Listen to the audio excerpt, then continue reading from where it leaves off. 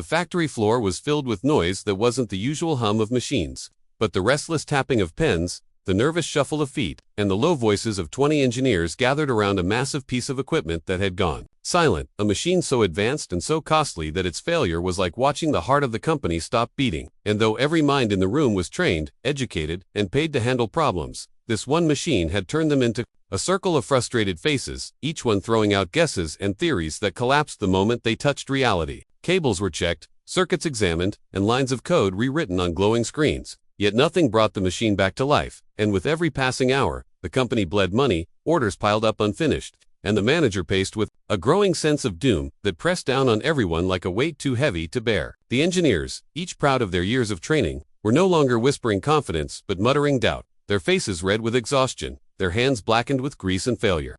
And the silence of the machine seemed louder than any sound in the building, mocking them, daring them to admit defeat. Some argued fiercely, blaming faulty parts. Others insisted it was a programming flaw, while a few swore it was a design issue that would take weeks to solve. Yet deep down none of them truly knew, and the uncertainty poisoned the room with frustration. The manager wiped his brow, staring at the wall clock as though the ticking hands were knives cutting into the company's profits. And he knew that if the machine didn't start soon, clients would walk away, contracts would be broken, and his reputation would shatter along with the company's future. Desperation filled the air so thickly that even the janitor sweeping in the corner looked up with concern, sensing the storm of failure that hung above these so-called experts, and for a moment the room fell into silence, the kind of silence that only comes when people run out of answers and are too afraid to admit it. Just then, the sound of a door swinging open broke the heavy stillness, and all eyes turned, not to another engineer bringing new hope, but to a delivery driver in a brown jacket carrying a simple cardboard box, his footsteps calm against the floor, his face unfamiliar to most, and his presence almost laughably out of place in the chaos of high technology and broken pride. Marcus, as his name badge read, walked in quietly, glanced at the crowd, and noticed the mountain of tension that hung in the air, though no one gave him more than a passing look, for to them he was just another worker doing his job, someone who delivered parts but would never be part of the solutions that demanded degrees and titles. Yet Marcus didn't walk straight out after leaving the package. Instead, his eyes lingered on the lifeless machine, the tangled wires, and the defeated faces of the engineers, his brow furrowing slightly as if something about the scene unsettled him.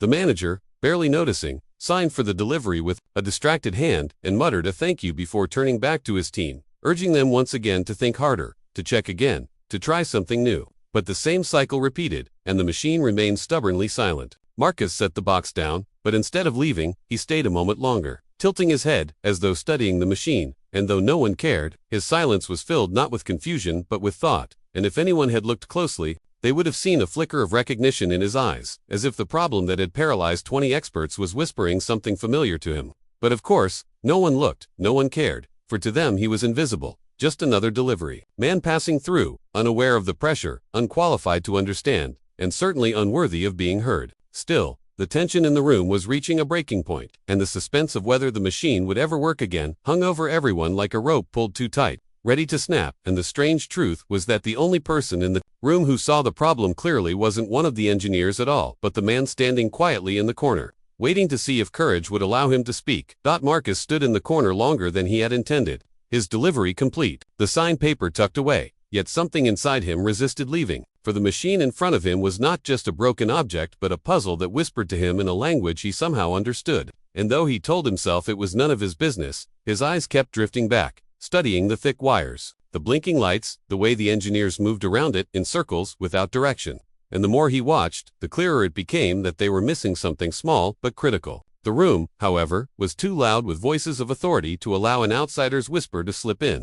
For the engineers argued with clipped tones, each trying to prove the other wrong, their pride sharpening every word, and the manager's face grew redder by the minute, his desperation spilling into commands that sounded more like pleas. Marcus cleared his throat once, soft enough that no one heard, then again, louder this time, and finally spoke in a calm voice that carried across the room. "Excuse me, have you tried looking at the secondary fuse connection near the coolant line?" For a moment, silence cut through the chaos, and 20 heads turned in unison toward him, eyes narrowing, lips curling in disbelief, as if the very idea of a delivery driver speaking in their space was offensive. A ripple of laughter broke out from one corner, sharp and mocking, and an engineer in a spotless lab coat smirked, saying, "Thanks for the advice, but this is a little above your pay grade."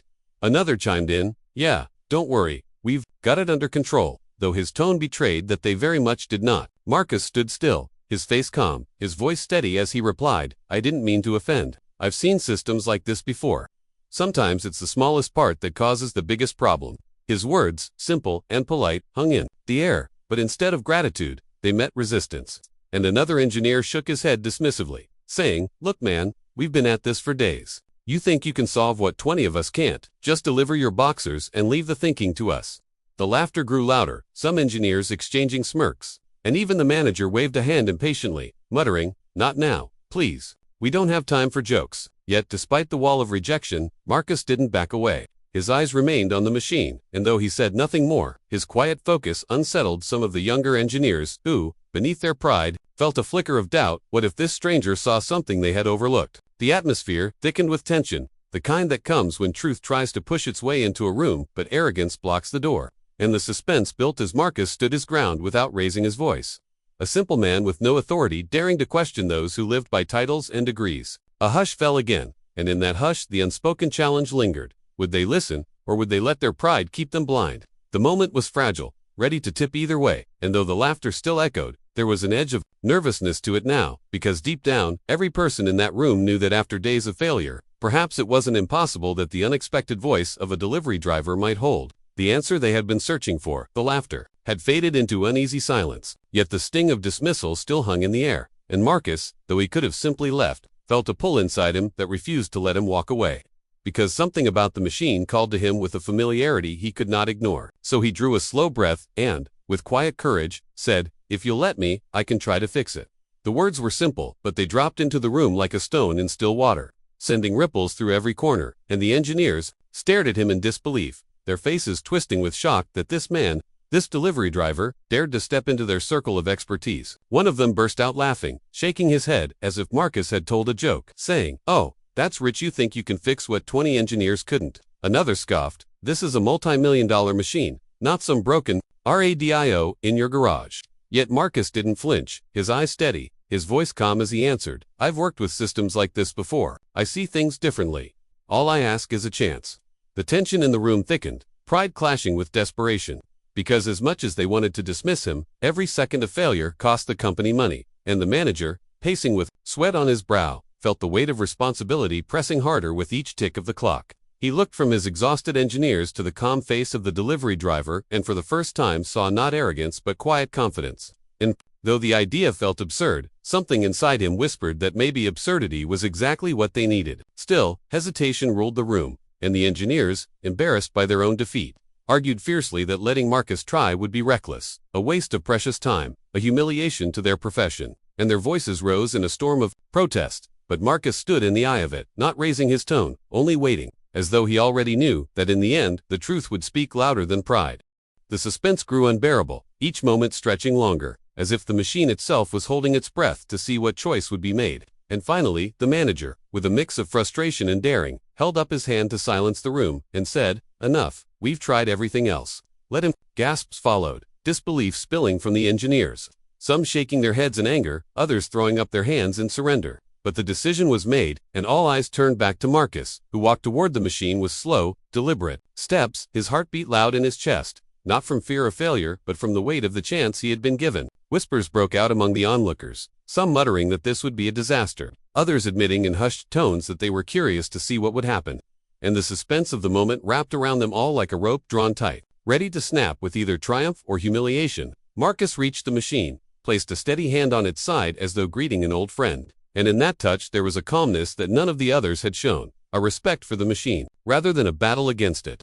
And the room fell into a hush so complete that the faint hum of electricity seemed louder than voices had been. He bent down, eyes scanning the wires and circuits with a focus that betrayed years of unspoken experience, and the engineers, though skeptical, found themselves leaning forward, unable to look away, drawn into the strange possibility that maybe, just maybe, the delivery driver's daring offer was not foolish after all. The room was silent as Marcus crouched before the giant machine, his calloused hands moving carefully over its surface, and though he was only a delivery driver in their eyes, there was a steadiness in his touch that spoke of experience far deeper than his simple job suggested. And the engineers, though they tried to mask it with smirks and whispered jokes, could not hide their curiosity as they watched him trace the tangled network of wires with surprising precision. his brow furrowing as if every coil and circuit whispered a secret only he could hear. And when he paused and tilted his head, the silence thickened, for it felt as though the machine itself was waiting on his judgment. And then, in a low voice that carried a quiet authority, he said, "The problem isn't the machine itself, it's the way the system has been connected. The energy flow is wrong, it's fighting against itself." And though the engineers scoffed at his words, insisting they had already tested the circuits 100 times, Marcus only shook his head and began unscrewing a panel with the confidence of someone who had opened 1,000 like it before, his movements calm but sure, and as he exposed the hidden core of the machine, the audience leaned in unconsciously, their skepticism giving way to reluctant fascination as he pointed to a cluster of wires and said, "Here is where it's choking. It's trying to push too much power through one point. You've overlooked the grounding." And with those words, he adjusted the lines, rerouted a connection. And for the first time the machine gave a low, steady hum instead of its usual lifeless stutter, causing a murmur of shock to ripple through the room. But Marcus did not stop there, his eyes sharp, his memory alive with lessons from years long past. As he adjusted another component, tapped gently against a clogged valve, tightened a loose bolt that others had dismissed as irrelevant, and slowly, piece by piece, the lifeless giant began to respond, like a patient waking from a long sleep, its lights flickering in cautious rhythm until suddenly, with a deep mechanical sigh, it roared to life in a smooth, powerful flow that filled the factory with a sound no one had heard in weeks. A sound of triumph, of resurrection, and the people who had mocked him now stared wide-eyed, their disbelief melting into awe, while the manager, who had risked his pride on Marcus, felt his throat tighten as relief and astonishment collided in his chest, and the engineers who had dismissed him were left speechless, their pride shattered by the undeniable proof before their eyes, as the delivery driver, who had been treated as invisible, now stood illuminated by the glow of success, his hands still resting on the humming machine like a conductor guiding a symphony. And in that moment, the room was transformed. Not just by the fixing of a machine, but by the unveiling of a truth that brilliance can wear the humblest of clothes, and that sometimes the person most overlooked holds the key to saving what the world believes is unsalvageable. When the machine roared back to life and its smooth hum filled the room like the beating of a strong heart, the silence that followed was unlike anything Marcus had ever felt before. For in that silence there was awe, shame, and something deeper respect, but the respect did not come instantly, because at first the engineers stood frozen, unable to accept that the man they had mocked, the man they had dismissed as nothing more than a delivery driver, had accomplished what they, with their degrees and long hours, had failed to do. And the tension was heavy until the manager, with eyes glistening, broke the silence by stepping forward, extending his hand, and saying, in a voice both proud and humbled, "You've done what none of us could thank you." And those simple words cracked the wall of pride around the room, making the engineers shift uncomfortably as they realized the truth they had been too blind to see. And though many of them had laughed earlier, none of them laughed now, because before them stood a man who had proved that talent, intelligence, and wisdom are not limited to titles or uniforms, but live in the human spirit itself. And as Marcus shook the manager's hand, his own heart heavy with memories of the life he had left behind, he felt something he had not felt in a long time: dignity, returning to him like sunlight breaking through clouds. And the whispers in the room changed, no longer words of doubt or mockery, but words of admiration, words that carried the tone of people humbled, people learning a lesson they had not expected to learn that day. Yet what made the moment powerful was not just the machine's revival, but the way it forced everyone to face themselves. For the engineers saw how arrogance had blinded them to possibility. The workers saw how easy it had been to laugh at someone, instead of listening, and even the manager realized how close he had come to ignoring the very answer that saved his company. And so, without meaning to, Marcus had given them more than a working machine. He had given them a mirror to their own pride and prejudice, and in that mirror they saw the smallness of their assumptions and the greatness of humility. Still, Marcus did not stand tall with arrogance. He did not boast or remind them of their laughter, for his voice was quiet when he finally spoke, saying only, "Sometimes solutions don't come from where you expect, but that doesn't mean they're not worth hearing." And those words struck deeper than any lecture could, for they carried truth not just for engineers in a room but for life itself, reminding everyone that every human carries something valuable, and sometimes the most unlikely person can become the very one to save the day. As the hum of the machine steadied and workers began to cheer with relief, the engineers stepped closer to Marcus, some still hesitant, but one by one offering thanks, some apologizing for their earlier dismissal, their faces red with shame, yet softened with sincerity. And Marcus, though he could have turned away, accepted their words with grace, because he knew this moment was bigger than his pride. It was about showing that change begins when people are willing to admit they were wrong and open their hearts to learn. Outside the room, word spread quickly, and soon others from the building gathered to see the man who had done the impossible. whispers turning to gasps when they realized it was not one of the esteemed engineers but the delivery driver they had passed countless times without notice, and suddenly eyes that had once slid over him now stayed, full of wonder and respect, and Marcus, standing in the center, felt the strange mix of honor and humility that comes when destiny gives you a second chance to show the world who you truly are. The manager, seeing the change in everyone's faces, addressed the crowd, his voice strong, saying, "Let this be a reminder to us, all never judge by appearances. Never dismiss someone because of where they come from, for genius, heart, and courage can live anywhere." And the crowd nodded, the lesson sinking deep like ink on fresh paper, and as Marcus listened, he realized that what mattered most was not that he had fixed the machine but that he had helped awaken something in these people that might last long after the machine itself was gone. When he finally left that building, the air outside felt different, lighter, and though his life had been filled with struggles, he carried with him the quiet pride of knowing he had turned mockery into respect, doubt into belief, and ignorance into understanding, and perhaps that was the greatest fix of all, not the repair of a broken system of wires and steel, but the repair of a room full of hearts that had forgotten the power of humility and the value of every human soul.